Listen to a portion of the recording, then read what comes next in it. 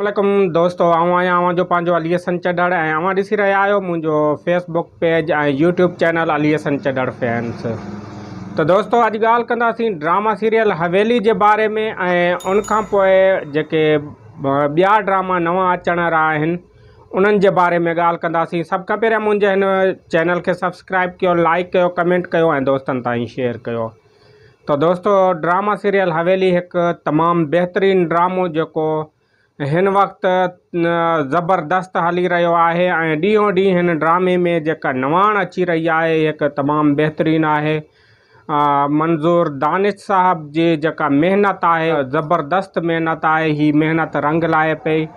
हीउ ड्रामो अञा ज़बरदस्त थींदो पियो वञे, छो त हिन किस्त में ॾेखारियो वियो, अवां ॾिठो त पीर सोराब हिकु क़तल कराए थो जेको पीर अमजद जी हवेली वेझो ही लाश जो फिटो कराए थो। उहो लाश पुलिस के हथ अचे थो ऐं पीर अमजद खे ही फासाइण जी कोशिशि कंदो आहे, छो त हिन जी पग जेका आहे कब्ज़ो करणु चाहे थो। उनखां अलावा पीर सोराब जी जेका माउ आहे शहनाज़, उनजो बि इहो आहे त हू जेको हुनजो उरूज हुयो, जेको हुनजे मुड़ुस ते पग हुई, उहा फिरी पीर अमजद ते आई। जॾहिं हुनजे मुड़ुस ते पग हुई त सभु कुझु हुनजे हवाले हुयो, पर जॾहिं पीर अमजद ते पग आई त ही सभु कुझु हुनॾे हलियो वियो।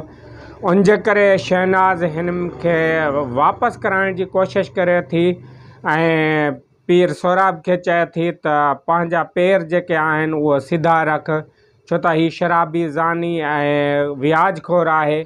उनजे करे पीर अमजद हिन खे पंहिंजी न्याणी जो संग ॾियण जो बि इनकार करे चुको आहे त मां हिन खे पंहिंजी न्याणी कोन ॾींदुसि। ओॾां हीर ऐं साले जी मुहबत में हिकु नओं मोड़ अची रहियो आहे, छो त हीर जी माउ गोरी इहा नथी चाहे त हीर जेका आहे उहा साले जी ज़ाल थिए ऐं ही हुन सां मुहबत करे। ही हिकु ॻुझो राज़ आहे, इहो आहिस्ते आहिस्ते खुलंदो त जेका हीर जी माउ आहे उहा कंहिंजी घरवारी आहे। फ़िलहाल त ईअं लॻे थो त हीअ जेका हीर जी माउ आहे उहा कंहिं पीर जी घरवारी आहे। छो त हिकु कहाणी में ही नओं मोड़ ईंदो ऐं हीअ जेका पीर जी मुहबत आहे उहा ज़ाहिर थींदी ऐं इहा ई हूंदी जेका मंगणहार सां पीर जी मुहबत हुई ऐं उन मां ही छोकिरी पैदा थिए थी हीर। उनखां अलावा तमामु बहितरीनु ही ड्रामो हली रहियो आहे। अॻे किस्तनि में जेका पुलिस आहे उहा पीर अमजद वटि ईंदी ऐं हुन खां मालूम कंदी त हीउ जेको क़तलु थियो आहे कंहिंजो आहे ऐं हीउ क़तलु जेको थियो आहे ही सिर्फ़ु सोशल मीडिया ते पोस्ट रखण जे करे थियो आहे।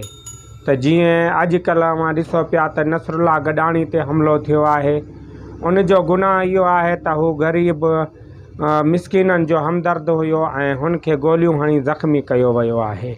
दोस्तों हुनखां पोइ चंडगिरण ड्रामे जी रिकॉर्डिंग बि ख़ैरपुर में हली रही आहे, जंहिंजो डायरेक्टर आहे हुसैन शेख ऐं उनखां अलावा सुधीर वेसर जेको आहे उनजो को डायरेक्टर आहे। हिन जी ज़बरदस्त कास्ट आहे। ही सिंध टीवी जो ड्रामो आहे, हिन जी रिकॉर्डिंग हली रही आहे ख़ैरपुर में। ऐं उनखां अलावा ज़हर ज़िंदगी जी जॻह ते कहिड़ो ड्रामो ईंदो इहो बि अव्हांखे ॿुधाईंदो हलां त ज़हर ज़िंदगी जी जाइ ते हाणे ड्रामो ईंदो दोलाब, ऐं मां अव्हांखे दोलाब जी लुग़वी माना बि ॿुधाईंदो हलां त ठगी, दोखो, फ़िरेब, कूड़, मकर, माना हिन जो दोलाब जो ही जेका लुग़वी माना आहे ऐं अव्हां हिन मां सम्झी सघो था त हीउ ड्रामो केॾो ज़बरदस्त हूंदो, केॾो ख़तरनाक हूंदो ऐं जहिड़े तरीक़े जो हीउ ड्रामे ते नालो ॾिनो वियो आहे ऐं ड्रामो आहे उहो एॾो ख़तरनाक हूंदो ऐं हिन जी कास्टिंग हले पई। हिन जी कास्टिंग में ज़बरदस्त एक्टर आहिनि, जंहिंमें आज़म मेंगल आहे ऐं ॿिया तमामु वॾा वॾा जेके एक्टर आहिनि उहे हिन में कास्ट थियनि पिया। हिन जो डायरेक्टर जेको आहे फरज़ंद मलिक खजू आहे ऐं उनखां अलावा अव्हां ॾिठो त तकरार ड्रामो बि हले पियो, मुहबतनि जो माग बि हले पियो ऐं ही जेके ड्रामा आहिनि इहे अनक़रीब वाइंड अप थींदा हिननि जा ऐं उन जॻह ते ही जेको दोलाब ड्रामो आहे, तकरार जी जॻह ते हिन दोलाब ड्रामे खे हलायो वेंदो। ऐं दोलाब ड्रामो हिकु वॾो मक़बूल ड्रामो थींदो, छो त ज़हर ज़िंदगी फरज़ंद मलिक खजू जी डायरेक्शन में हुयो। ऐं हीउ जेको ड्रामो आहे हुन खां वधीक कामयाबु वेंदो ऐं हिन जी कहाणी जेका आहे उन खां बि वधीक ज़बरदस्त कहाणी लिखियलु आहे। ईअं ई मां अव्हां जे लाइ वीडियो खणी ईंदुसि पियो। वेंदे वेंदे मुंहिंजे हिन चैनल खे सब्सक्राइब कयो, लाइक कयो, कमेंट कयो ऐं दोस्तनि ताईं शेयर कयो। ऐं ॾींदा पंहिंजे अली हसन चॾड़ खे इजाज़त। अल्लाह हाफ़िज़।